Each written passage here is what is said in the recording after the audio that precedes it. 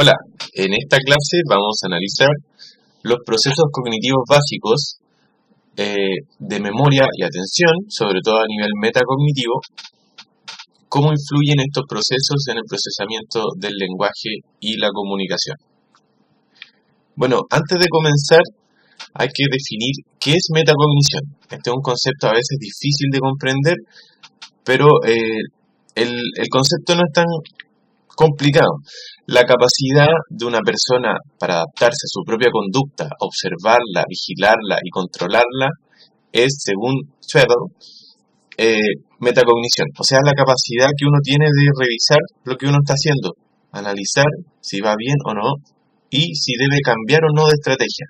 Por ejemplo, uno entra en un supermercado y dice, ya, tengo que comprar pan, tengo que comprar queso, tengo que comprar sopa, etcétera. Y uno dice, ya, parto por acá, primero hago esto, después hago esto. Uno se hace una ruta por los pasillos, por decirlo así.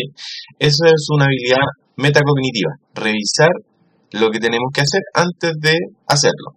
Así que es la habilidad para facilitar el aprendizaje, tomando control y dirigiendo los propios procesos del pensamiento, es decir, conciencia o conocimiento del propio pensamiento sistemático acerca de cómo se aprende.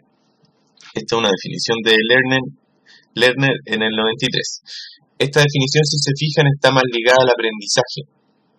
Cómo uno aprende a través de los procesos metacognitivos, uno se ordena, uno analiza lo que tiene que hacer, ordena un cronograma, de tal hora a tal hora voy a estudiar, voy a leer un trozo y me voy a hacer una pregunta, por ejemplo. Ese tipo de elementos que uno, o estrategias que uno realiza, organizan el aprendizaje y son súper básicas para aprender. Por ejemplo, si uno cambia la estrategia de leer todo de corrido, después leer subrayando con destacador, después leer lo que leyó en destacador, esa es una estrategia más bien clásica.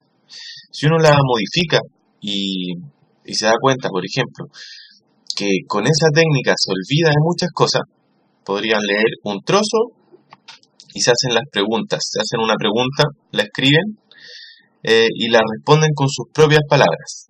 Ese tipo de estrategias permite organizar más secuencialmente la información. Bueno, yo se la recomiendo bastante esa estrategia porque es mucho más pausada, es más reflexiva y permite almacenar la información de manera significativa mucho más rápido. No sacarla de alguna forma de nuestro sistema como algo externo, sino que incorporarla como algo interno.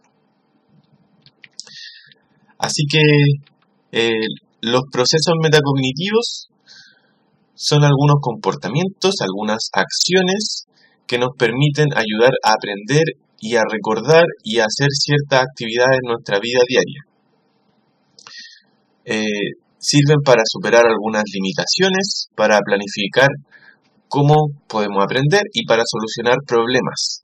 Organizamos nuestro pensamiento y filtramos de alguna forma algunas técnicas para poder solucionar ciertos problemas. ¿Qué es el pensamiento? Vamos a ir como desde las bases, sumando procesos cognitivos para entender qué significa esto de la metacognición, cómo aplica en el sistema cognitivo. El pensamiento es imaginación, es la capacidad de sentir, de valorar, de producir un mensaje interno coherente con un propósito, es la capacidad de expresar valores, actitudes, sentimientos, es la capacidad de tenerlos activos de alguna forma en nuestro sistema para poder trabajar con ellos. Trabajar con ellos me refiero a utilizarlos con algún fin, darle alguna finalidad. Muchas veces esa finalidad no es tan consciente ni es tan de alguna forma optativa, sino que se da de forma automática. No podemos evitar un pensamiento, pero sí el pensamiento tiene un propósito. O sea, si la estamos pasando mal, por ejemplo, y no podemos sacarnos un mal pensamiento de la cabeza, nuestro sistema nos está diciendo, analiza esto, porque es importante para tu estado actual. estás triste, pero necesitas analizarlo. Por eso se mantiene en el sistema activo hasta que desaparezca esa dificultad o esa sensación mala. Hay algunas operaciones del pensamiento, esto sale del libro Cómo enseñar a pensar, y se relacionan mucho con la metacognición. Estas habilidades, por ejemplo, comparar, resumir, interpretar, buscar suposiciones, observar, formular una hipótesis, reunir y organizar datos, tomar decisiones, clasificar, realizar críticas, todo este tipo de actividades son de alguna forma metacognitivas. Implican organizar la información y utilizar nuestra memoria y nuestra atención organizada con un objetivo. En ese sentido, la metacognición es bastante amplia. Va desde un proceso sencillo, como es observar, hasta un proceso más complejo, por ejemplo, formular una hipótesis o formular una crítica. Si se fijan, observar implica mantener atención focalizada, sostenida en un objeto y reunir sus características básicas. Es decir, se trata de esto, tiene esto, no tiene esto, etc. Y resumir implica un proceso de análisis de eso que uno observó, por ejemplo, un proceso de análisis y revisión y una inferencia o una interpretación de lo más relevante con un objetivo, porque para distintos objetivos hay distintas cosas relevantes. O sea, si nos están pidiendo, por ejemplo, vamos a ver un video y nos están pidiendo mencionar cuántas personas aparecieron en el video, que se trata de una película, vamos a estar pendientes de filtrar esa información y de resumir esos datos. Si nos están pidiendo analizar qué dice la historia, vamos a estar pendientes de la trama. Si nos mencionan que tenemos que analizar qué es lo que pensaría la persona en esa escena, vamos a estar analizando el estado de la conciencia de la persona. Y así vamos a, de alguna forma, resumir o resaltar lo más importante. Esos procesos de filtrado mental, esos procesos de atención y los procesos de extracción de lo más importante tienen que ver con un objetivo y están moderados por la metacognición. La metacognición, de alguna forma, es la organización de nuestro pensamiento con algún objetivo. Son habilidades sumamente ligadas a las funciones ejecutivas, habilidades para organizar la información, filtrarla, orientarla hacia un objetivo, mantener un objetivo, resolver un problema, etc. El estudiante, en este caso, ustedes, son usuarios hábiles de su propio conocimiento. Saben cómo gestionar su conocimiento. Si quieren aprender algo, ponen cierto esfuerzo en hacerlo. Orientan, por ejemplo, su estudio a los documentos complementarios, los leen nomás. Lo más central, lo leen, lo repiten, se hacen un resumen, un mapa conceptual. Todas esas estrategias permiten gestionar el conocimiento y filtrarlo para poder almacenarlo en la memoria. Así que los procesos de la cognición tienen que ver con la representación, es decir, con observar algo y darle un valor, asignarle un significado, y un proceso que a través de la cognición genera el conocimiento. ¿Qué es un proceso mental?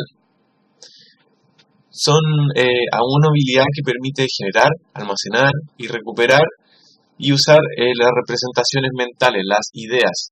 Es un proceso ligado a la memoria y hay algunos que son de tipo básicos, por ejemplo, atención, mantener la atención en algo, la capacidad de percepción, es decir, de interpretar un estímulo como algo que ya teníamos almacenado en nuestra memoria, la capacidad de memoria, tanto de almacenar como de recuperar algún recuerdo, y la capacidad de razonar como una habilidad un poco más compleja que implica valorar lo que estamos percibiendo y asignarle un valor positivo, negativo, en un contexto determinado. Por ejemplo, lo que está haciendo esa persona está mal, o está bien, o fue inadecuado, fue adecuado. Eso es razonar de alguna forma, darle valor al pensamiento y no simplemente pensar. Y las habilidades metacognitivas es con esa información de atención, de la percepción, de la memoria, con el juicio social, a armar un objetivo, buscar una idea, una orientación y planificar una conducta y automonitorearse. Es decir, por ejemplo, voy a analizar este texto para extraer lo más valioso. Entonces, anotamos, subrayamos lo más valioso, todos esos procesos de filtrado y los procesos de organización de la información, repetición, son procesos metacognitivos con un objetivo. Por ejemplo, estudiar para una prueba. Hay procesos que son metacognitivos que tampoco teníamos una planificación hecha, pero igual tienen un objetivo. Si estamos viendo una película muy emotiva que nos llegó, probablemente la película tiene algunos elementos que se parecen a nuestra vida, se parecen a nuestro cotidiano y nos hacen pensar, nos hacen sentir ciertas emociones, a los personajes les pasan cosas que a nosotros también, por ejemplo, y en ese sentido la metacognición organiza esa información, que es una historia, por ejemplo, una narración en una película, y a través del pensamiento filtramos lo que realmente es importante. Si nos emocionamos con algo es porque lo filtramos, porque lo consideramos importante en ese momento. Estábamos pensando en eso en ese momento. Si la historia es una historia familiar y aparece una pelea padre-hijo y nosotros estamos sufriendo esa misma condición, nos va a llegar, nos vamos a emocionar y vamos a interpretarlo de esa forma. Quizá a otra persona le aburra ese tema y no le cause ninguna emoción porque tampoco tenía una conducta orientada hacia esa idea. Pero para nosotros puede ser relevante y se transforma de alguna forma en una actividad metacognitiva, en una actividad de revisión de esos elementos presentes en la película que nos pueden ser útiles para algún objetivo.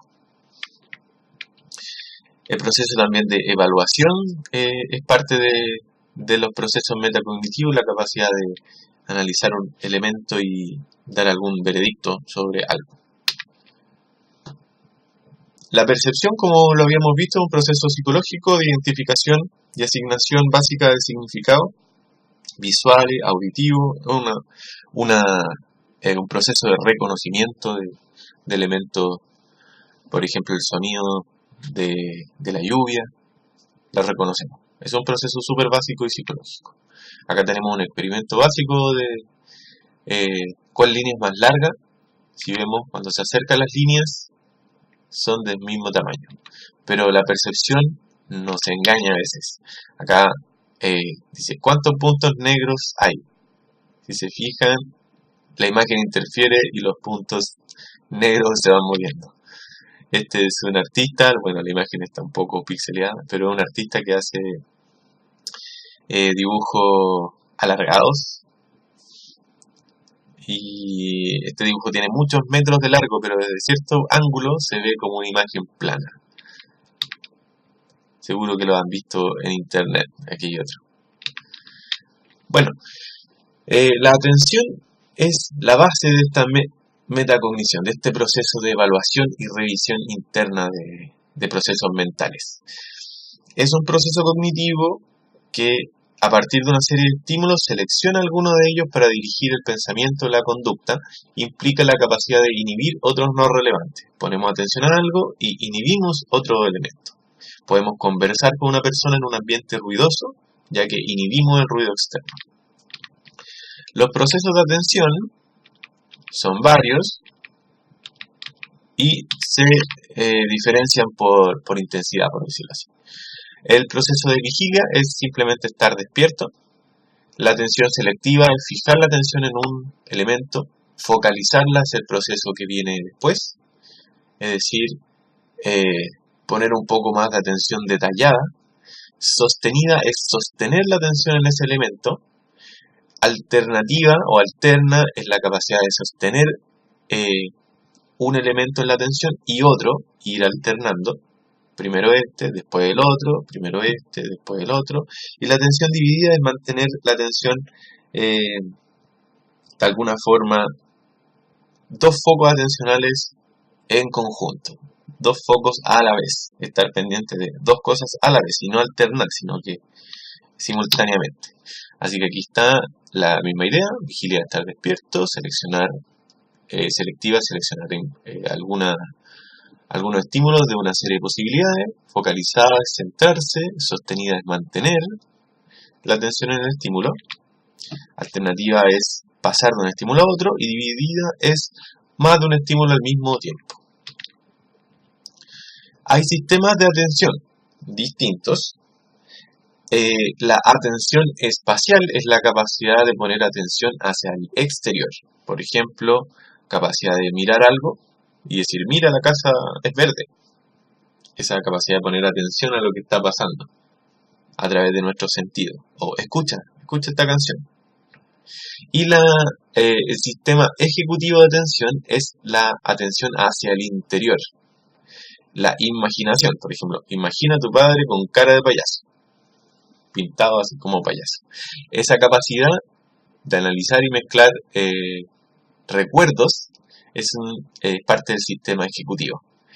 Las habilidades metacognitivas se relacionan mucho más con los sistemas de atención ejecutiva, con poner atención hacia el interior, hacia nuestros pensamientos, organizarlos, darle un sentido, pensar, organizar con objetivo, analizar. Modo de procesamiento. Bueno, aquí un poco de recuerdo sobre el input y los output. Los input de alguna forma son los procesos de entrada de la información, los canales sensoriales, la vista, el tacto, la audición, el gusto. Y los métodos de output son la salida o las respuestas que damos a ese procesamiento. El procesamiento de arriba a abajo, esto también un poco de recuerdo, se relaciona con procesamiento metacognitivo, ¿cierto? E impulsado conceptualmente, parte de nuestros pensamientos y la persona ya tiene un concepto o una expectativa de lo que va a encontrar o lo que va a filtrar. Viene con un objetivo, uno sabe lo que quiere ver y uno sabe lo que está buscando. Si uno está buscando un anillo, por ejemplo, un anillo que le regalaron hace mucho tiempo, empieza a buscarlo en los cajones, abre cajones y está buscando el anillo. Puede que encuentre muchas cosas, y muchas cosas que incluso andaba buscando, que él andaba buscando hace tiempo, pero está buscando el anillo. Tiene esa percepción y con esa orientación va a su objetivo. Así que empieza por el procesamiento y termina en lo externo de alguna forma. Filtra lo externo. Procesamiento abajo-arriba es lo que pasa cuando estamos abriendo los cajones y nos encontramos con un collar, con un reloj, con una herramienta un destornillador, no sé, cualquier cosa que se nos haya perdido, la encontramos en los cajones mientras estábamos buscando el anillo y nos acordamos. Entonces, aquí está. Nos impresionamos un poco, a veces lo apartamos, a veces estamos tan apurados que lo dejamos en el cajón y se nos vuelve a olvidar. Pero ese proceso de reconocimiento, orientación o atención hacia el exterior, que lleva hacia una percepción y hacia un recuerdo de algo, por ejemplo, no estamos buscando el destornillador, pero lo vimos, recordamos que se nos perdió y lo asignamos a un recuerdo, ese es un procesamiento abajo-arriba. Parte desde el análisis de los sentidos y termina en un proceso cognitivo.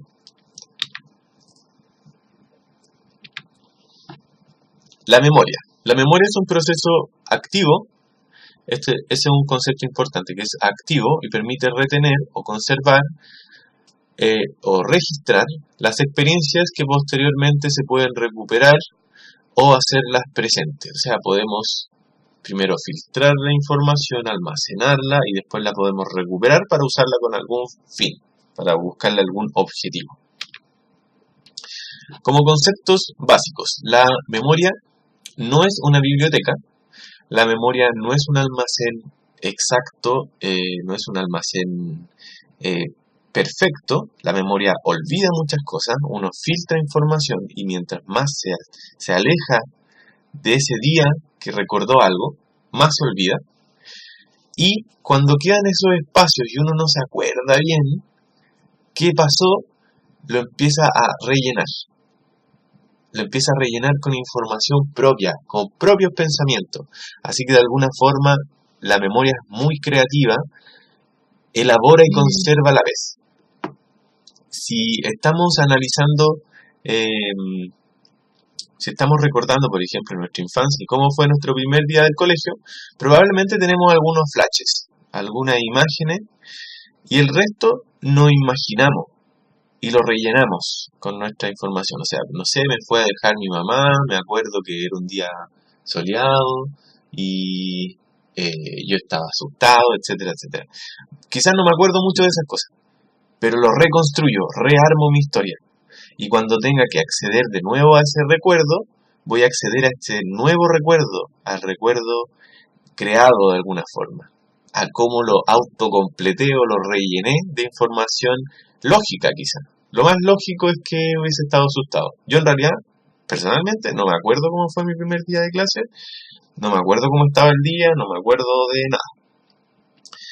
Si tuviera algún indicio de información, ocuparía lo más básico para poder analizar. Había mucha gente caminando, era primera vez que yo ocupaba uniforme, no sé, cualquier ese tipo de información que es súper básica o súper lógica, uno la usa y rellena estos recuerdos. No sé si les ha pasado que a veces están con un amigo, una amiga, y están con un grupo de amigos y este amigo o amiga te empieza a contar una historia de algo que les pasó a los dos. Así, hoy el otro día estábamos aquí y allá y pasaron tales cosas. En ese tipo de actividades el amigo empieza a veces a inventar. Empieza a inventar, a ponerle más intensidad o más color, por decirlo así, a la información y empieza a inventar algunas cosas y uno dice, oye, pero no conté eso si no fue así, no fue para tanto, no eran tanta gente, no había tanta gente ahí cuando fuimos, no sé, uno empieza como a regular esa actividad creativa. Lo que estaba haciendo ahí el amigo es que no se acuerda bien cómo fueron las cosas y empieza a rellenar esa información. Eso lo hacemos todos los días.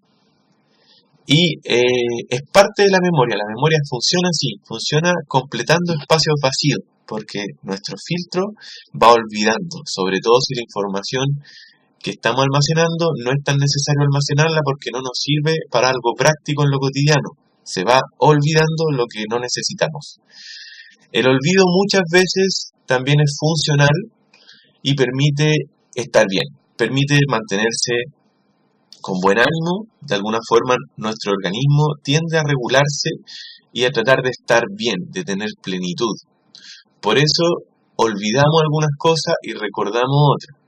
A veces recordamos algunas que no queremos recordar, pero es porque tienen alguna función en nuestro organismo, están regulando alguna emoción. Así que muchas veces el olvido funcional nos ayuda a estar bien, a conservar lo necesario para vivir bien. De aquí, de esta idea, sale ese síndrome de la edad de oro que se conoce. Y el síndrome de la edad de oro consiste en pensar que todo tiempo pasado fue mejor. Qué bien la pasé cuando estaba en la infancia. Qué bien la pasé cuando estaba en el colegio. Qué bonitos los tiempos. Y ese fenómeno se da porque uno recuerda lo que ayuda a estar bien y olvida lo que no nos sirve para estar bien. Y conservamos solo eso que es bastante agradable, que nos permite funcionar bien en el día a día. De ahí viene esa nostalgia. Esos tiempos probablemente eran igual de felices que estos tiempos, igual llenos de problemas como estos tiempos, pero de ahí viene esa funcionalidad. Piensen eso, analícenlo un poquito más profundamente, porque está en la base del aprendizaje. Aprendemos lo que nos sirve, aprendemos lo que nos gusta o sirve para el día a día en nuestras necesidades o actividades digamos cotidianas, y si no nos sirve lo olvidamos rápido, se transforma en materia fría, por decirlo así, no nos sirve, no nos funciona, lo aprendemos para sacarnos un 7 y seguimos adelante. Y en ese proceso La memoria filtra esa información, dice, bueno, me estaba aprendiendo las vías motoras, me las aprendí, di la prueba, me saqué el 7, ojalá, y seguí adelante. No me sirve para el cotidiano, no tiene utilidad diaria, no me hace más feliz, así que lo olvido. Nuestro sistema lo olvida, aunque uno quisiera recordarlo porque se supone que va a ser útil, va a servir para la vida profesional, pero uno lo olvida. Bueno, analicen eso, piénsenlo un poco. Es súper importante cómo gestionar esas emociones para poder potenciar el aprendizaje. Cómo hacer un proceso metacognitivo. Vamos a ver algunas creencias que hay sobre la memoria. La memoria humana registra con precisión los acontecimientos que vivimos. ¿Verdadero o falso? Interesante. La memoria guarda los recuerdos del pasado, pero no puede planificar el futuro. ¿Verdadero o falso? Bueno, vamos con la primera. La memoria humana registra con precisión los acontecimientos vividos. Falso. La memoria registra algunos momentos y los otros los rellena o los inventa. La memoria guarda los recuerdos del pasado, pero no puede planificar el futuro. También es falso. En la memoria también planificamos o nos podemos acordar de cómo queremos ser en 5 años. Y eso se almacena en la memoria. En la memoria se almacena el futuro, de alguna forma. Las redes de ordenadores constituyen una memoria externa que procesa información por nosotros. Eso es muy bueno y es muy cierto. Gracias a los computadores y a Internet podemos almacenar información que es imposible que nosotros pudiéramos almacenar. Existe solo una memoria, no múltiples sistemas de memoria. Eso es falso. Hay distintos sistemas de memoria con distintas modalidades que vamos a revisar más adelante. Los seres humanos tenemos memoria autobiográfica anterior a los 4 años. Eso es falso. Si quieren lo analizan en su propia vida, pero los recuerdos que hay bajo los 4 años son muy pocos y suelen estar ligados a situaciones muy complejas y muy fuertes. O sea, me acuerdo ese día porque fue el día del terremoto. Me acuerdo el día en que murió mi abuelo. Ese tipo de cosas nos acordamos de nuestra infancia, pero no de elementos no hay como una memoria tan buena. La memoria se fija en la niñez y nos da identidad. Lo primero que se aprende es lo último que se olvida. Eso es sumamente cierto. Lo que aprendemos en nuestra niñez nos da una base de valores que es súper difícil de quebrar. Por eso la educación viene siempre de la casa. Y las personas que sufren, por ejemplo, de demencia, lo último que pierden son los recuerdos de la niñez. Lo primero que pierden las personas con demencia, por ejemplo con Alzheimer, son los recuerdos recientes. Según Freud, se olvida aquello que puede crearnos conflictos. Eso es cierto. Se olvida o se suprime. La memoria nos obedece siempre y recordamos algo cuando queremos. Eso es falso, muy falso. Si fuera así, no sacaríamos puros 7 en la universidad. La amnesia es la pérdida total o parcial de memoria. Eso es verdadero. El Alzheimer es una enfermedad del sistema nervioso que produce pérdida de memoria. Eso también es verdadero. Creencias falsas sobre la memoria. La memoria es una cosa. La memoria no es un órgano que podamos ver, tocar o radiografiar. Son capacidades o habilidades que están en distintas modalidades. Se puede tener buena memoria para algunas cosas y mala memoria para otras cosas. No es algo como un disco duro, sino que son capacidades mentales de establecer relaciones neuronales, enlaces, que le dan sentido a nuestra experiencia. La memoria es un almacén que guarda los recuerdos. Esta metáfora es de alguna forma muy utilizada, pero como habíamos visto, la memoria comete errores, distorsiona e inventa hechos que nunca sucedieron, así que la memoria no es un fiel reflejo de la realidad, es una construcción. Yo tengo mala memoria. Mucha gente cree que nacemos con buena o mala memoria y no tratan de mejorarla. Hay algunas capacidades que se heredan, pero estas se ejercitan. Uno no tiene de base mala o buena memoria. La memoria se ejercita y la memoria se trabaja de acuerdo a distintas necesidades que se nos van exigiendo. Los recuerdos se basan en la percepción y en la experiencia. Siempre que recordamos un recuerdo, sufre algún cambio. Nuestra imaginación altera la memoria, enfatiza o adorna algunos acontecimientos, así que la memoria tampoco es una acumulación pasiva, sino que es un proceso creativo que a través de la atención, la emoción, filtra y crea nuevos recuerdos. Existe una memoria fotográfica. La memoria no es una cámara de fotos, aunque su